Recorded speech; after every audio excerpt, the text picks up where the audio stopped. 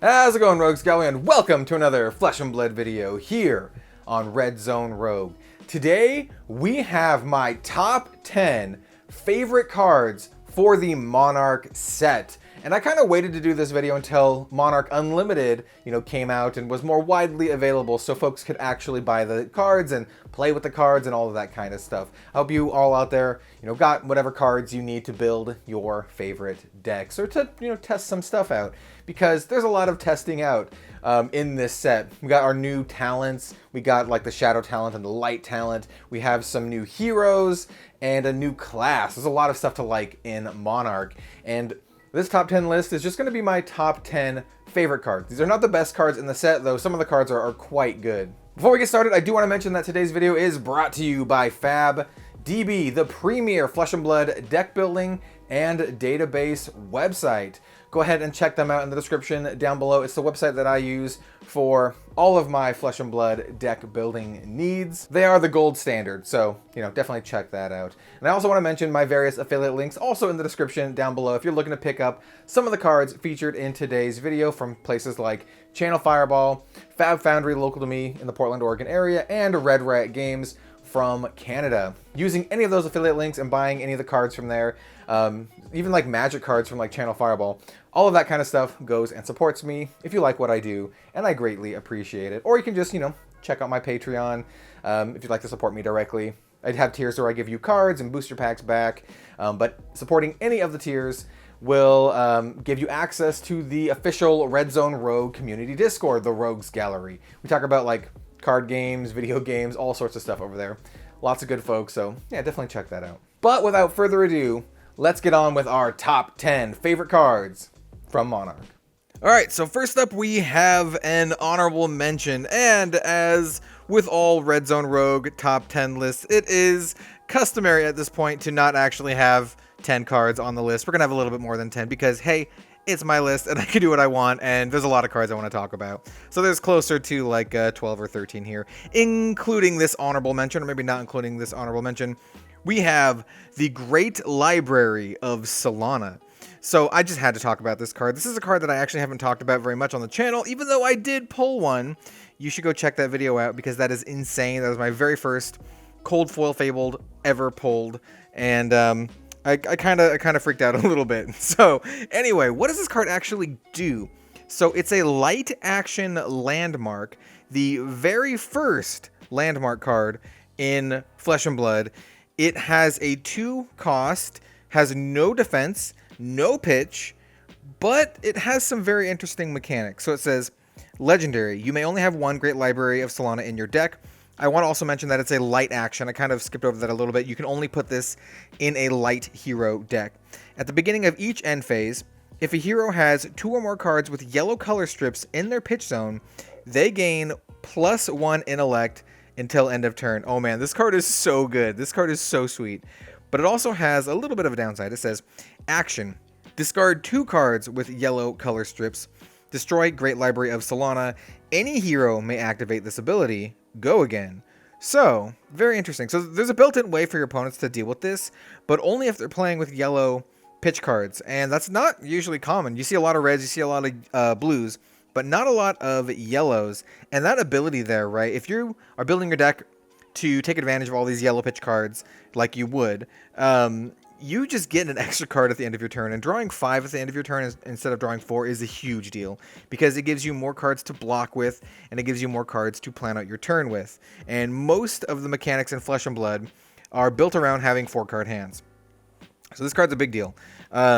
Why is it just a honorary mention, honorable include? Because it's a freaking fabled and it's really hard to get, and a lot of people won't ever have the chance to play with this. So I like the card. I think it's really cool. I don't think it's busted or anything, but you're not gonna see it played a lot. So yeah, it's super cool. So the first actual card we're gonna talk about is Phantasmaclasm.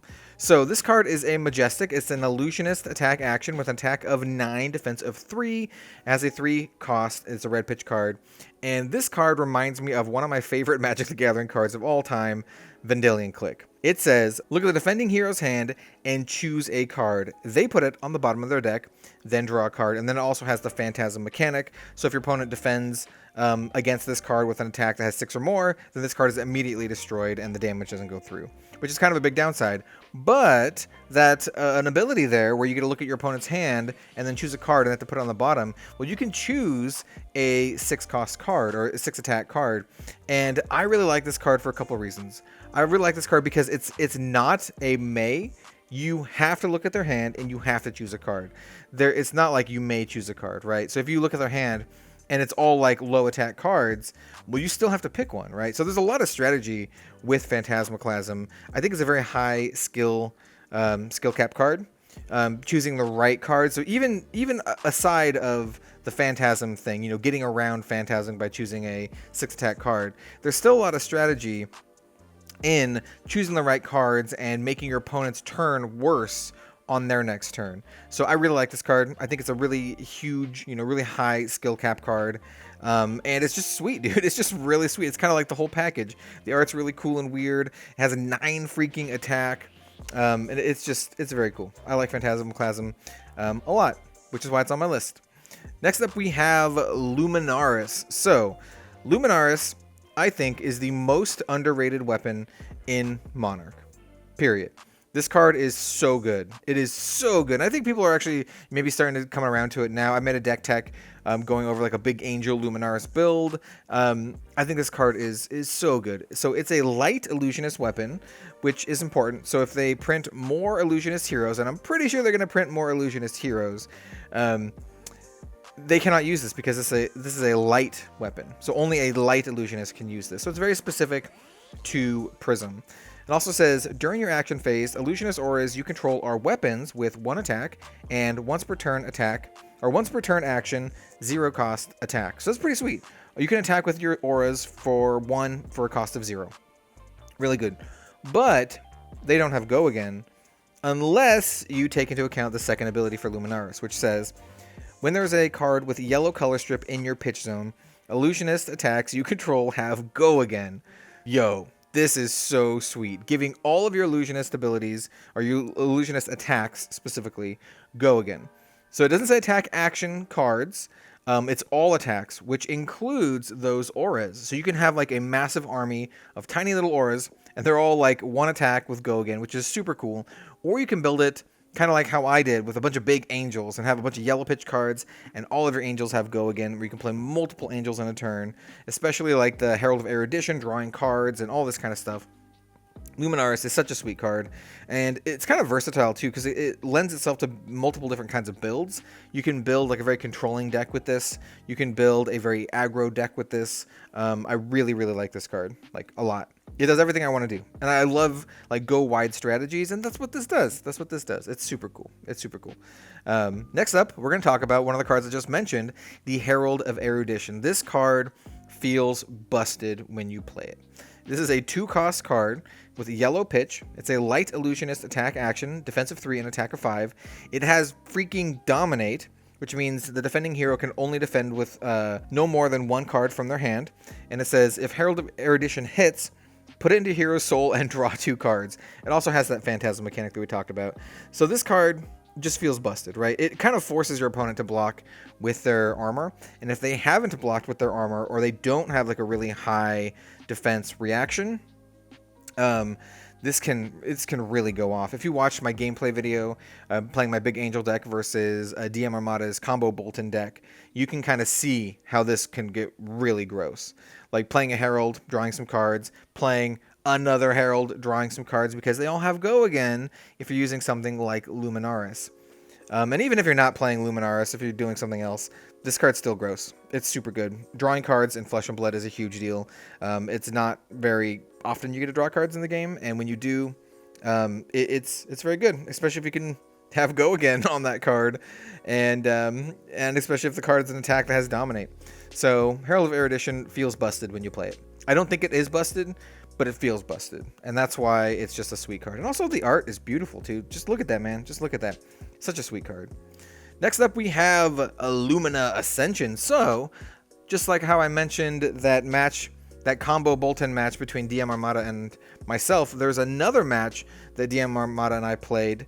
I was playing Chain and he was playing combo Bolton, and he had an absolutely disgusting turn with this card. This card is insane when you can really pop off with it.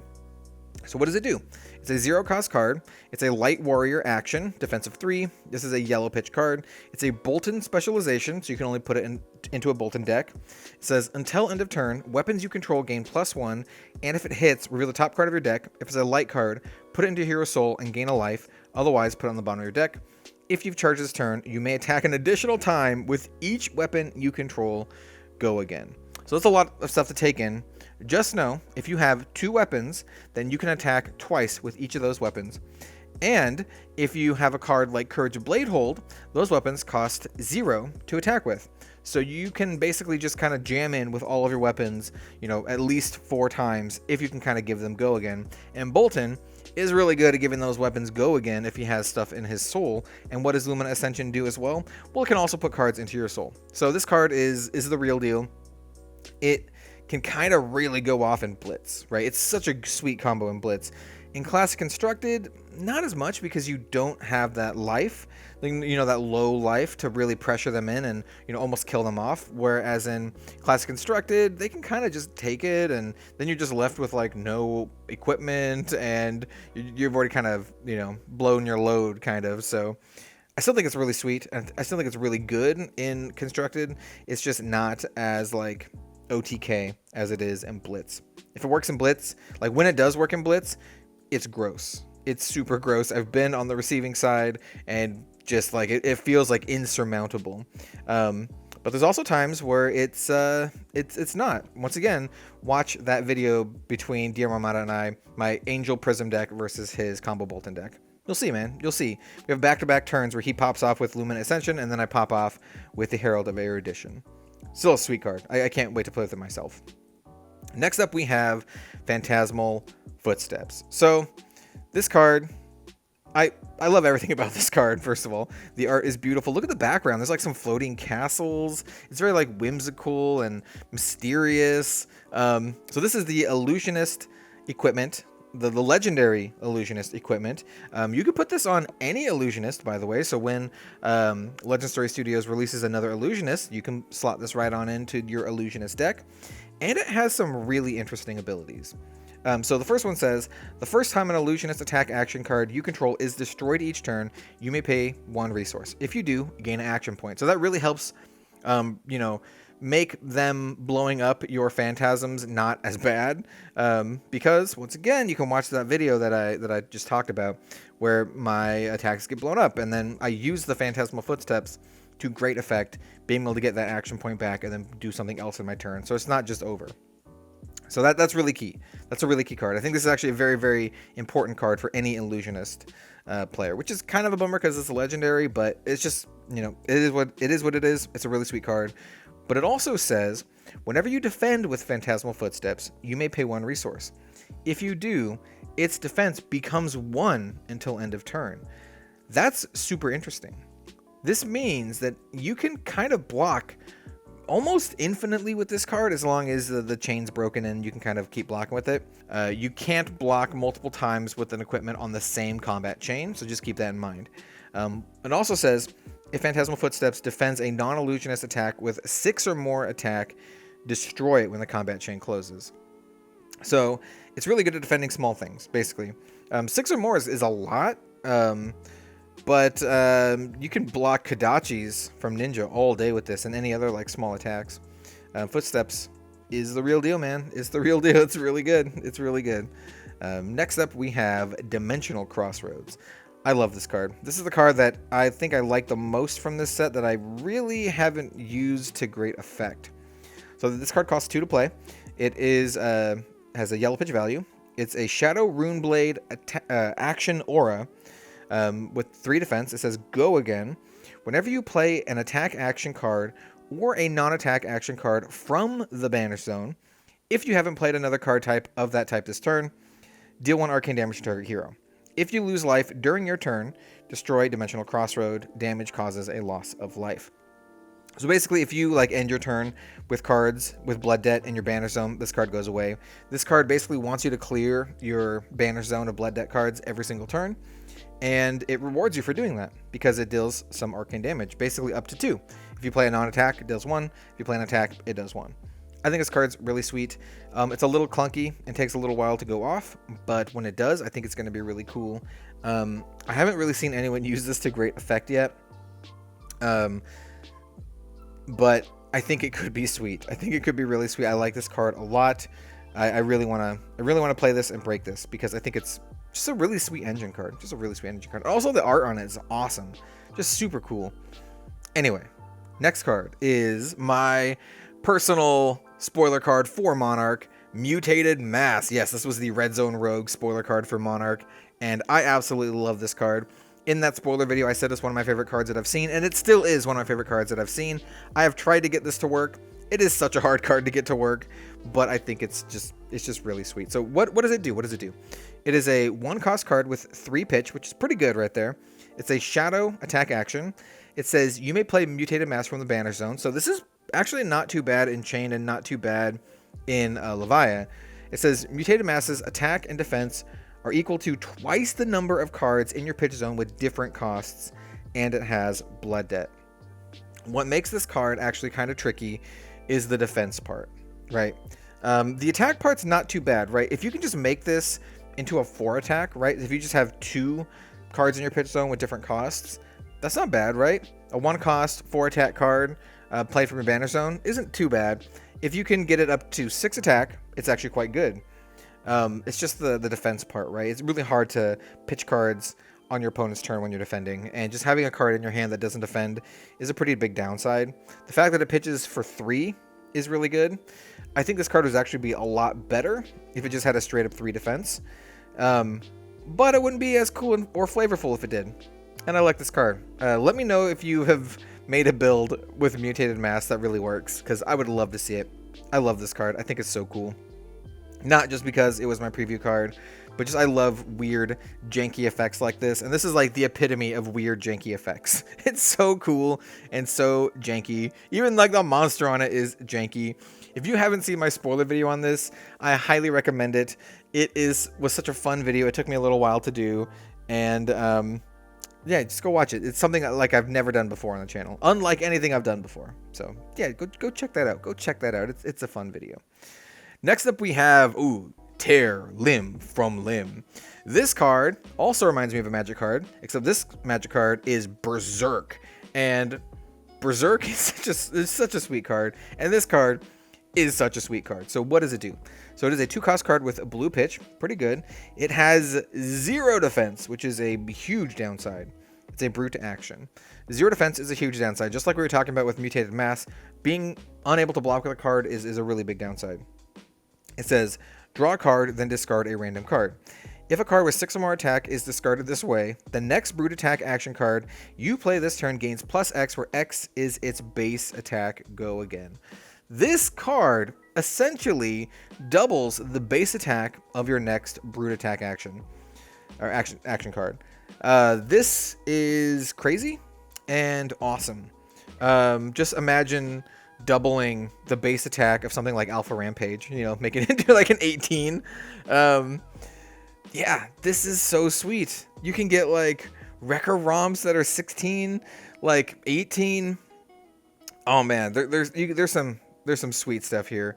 Or 16. Yeah, you can Wrecker ROM can get up to 8, I think, off the top of my head. Anyway, this card's sweet.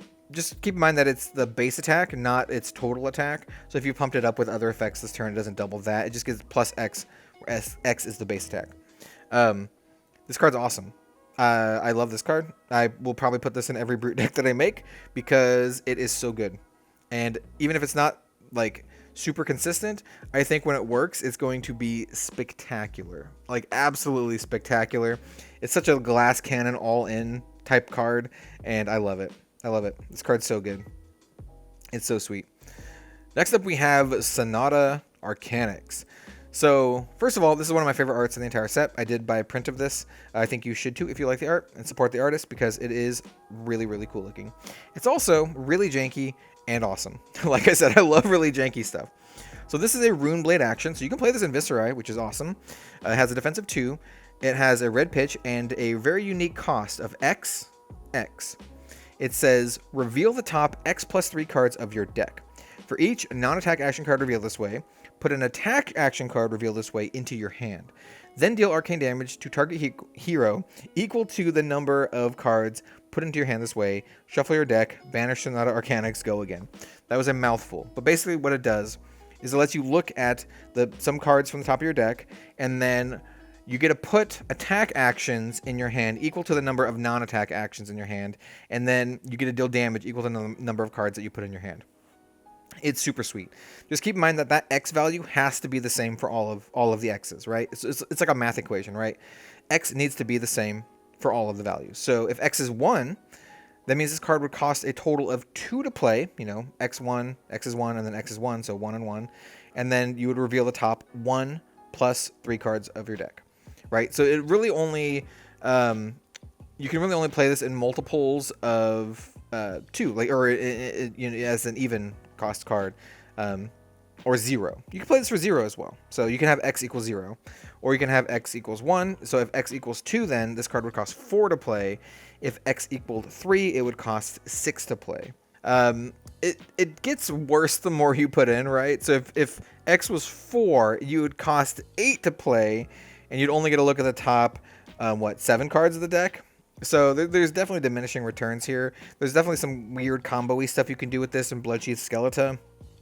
I like this card a lot. This is another card that I've been trying to get to work, and I really haven't got it to work. And I know some other people have, but man, I want it to work, and I just can't. I can't get it, man. It's really inconsistent, but I think it's sweet. I think it's so sweet.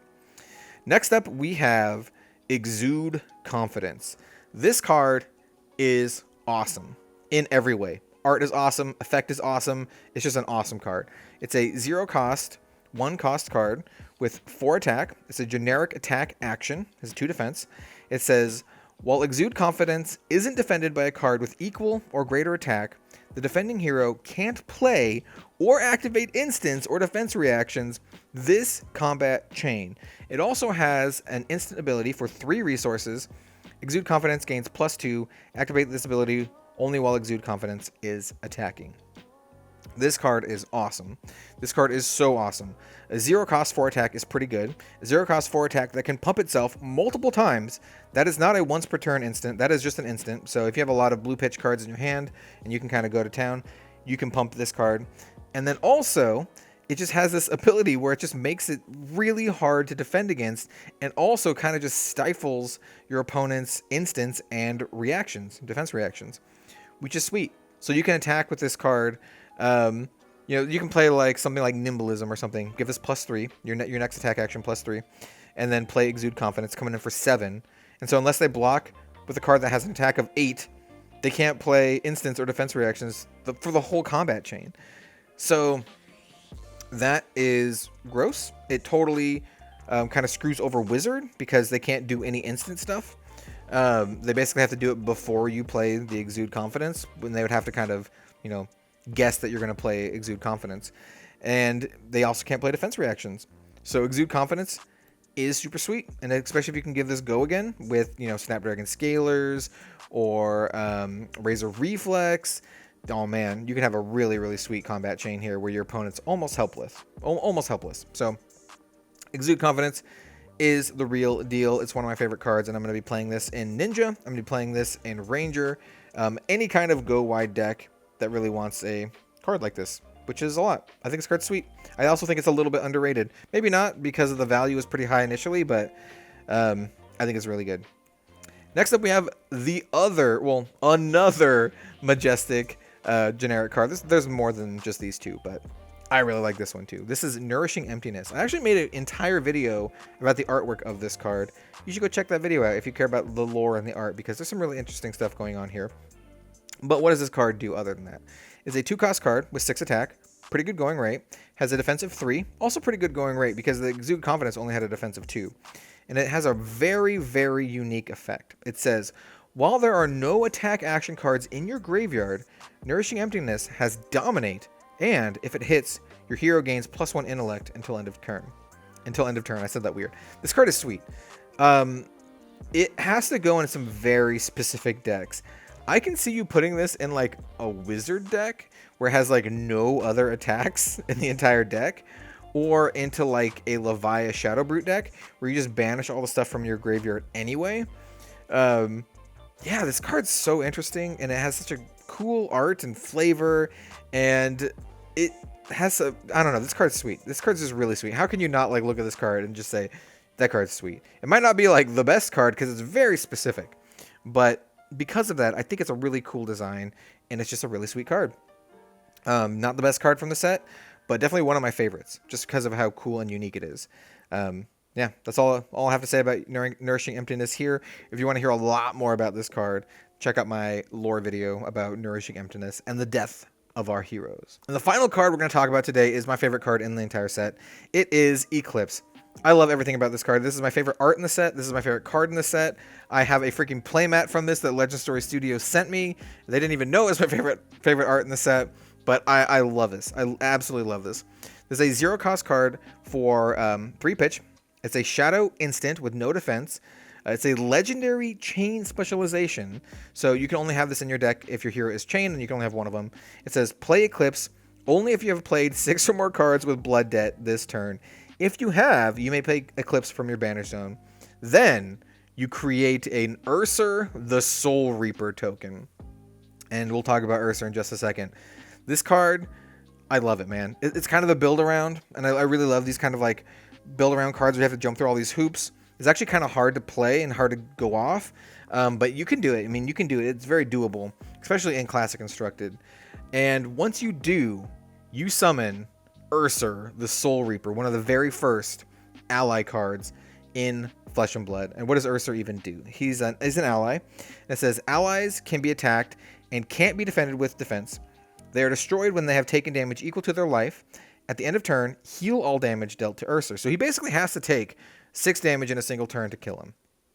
He also says, once per turn action for a cost of 0 to attack, and while Ursa is attacking a hero with 1 or more cards in their soul, the attack has go again. Yeah, Ursa is so sweet. You just get like this 6/6 on the board that can attack every single turn. You have to be playing Chain, and Chain can kind of give him go again anyway if your hero, if you're not playing against an opponent that has cards in their soul. And it's just like a huge tempo card. Just like they're gonna have to waste a ton of resources to either destroy this, or they're just kind of just eat 6 damage a turn. And you can't block 6 damage, like 6 free damage a turn. This is such a sweet card. It's not like immediately game ending, but it's a huge tempo advantage. And the art is so cool. Like it's so cool. For both Ursa and Eclipse, it has to be my favorite card of the set. I really like the Doomsday and the Blasmafet, but Ursa and Eclipse are where it's at. And that's gonna do it for today's video, by the way. Let me know if you liked the video. Let me know if you liked the top 10. Let me know what your top 10 favorite cards from Monarch are in the comments down below. I wanted to release this closer to the release of Unlimited so more people can have their hands on Monarch. And you know, let me know if you've done that. Let me know if you've had some luck opening up Monarch. Have you pulled an Eclipse? Have you pulled any of these other awesome cards like Exude Confidence? I'd like to know. But without further ado, I think we're going to end it here. Thank you so much for watching, everyone. I really appreciate it. Like, comment, subscribe. Check out all of those things I said at the beginning, my Patreon, those affiliate links, all that good stuff helps support me, keeps me doing all of this Flesh and Blood content. Because I love doing it, man, and I love talking about Flesh and Blood. It's my favorite game. So thank you so much, and I will see you next time for some more card game content. Have a good one, all. We'll see you later.